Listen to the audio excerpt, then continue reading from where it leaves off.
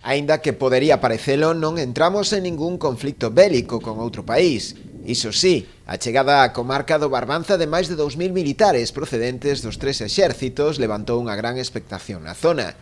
Nos próximos días está prevista a realización dunha serie de incidencias simuladas que obrigarán a executar misións defensivas, pensadas para un adestramento adicional do seu persoal e a posibilidade de avaliar o traballo dos medios terrestres, navais e aéreos que se asigna ao Mando Operativo Aeroespacial, que é o órgano encargado de poñer en marcha estas tarefas. Esta actividade corresponde coa activación do denominado IGELAI, cuxo fin é contribuir e asegurar a integración e eficiencia do Sistema de Defensa Aeroespacial Nacional. Así que se oen algún que outro avión de combate F-18 ou artillería antiaérea, non se asusten. Tampouco fagan se ven na entrada da ría a fragata Almirante Juan de Borbón. Pensen só que se trata de manobras, simplemente manobras. A guerra polo de agora segue lonxe.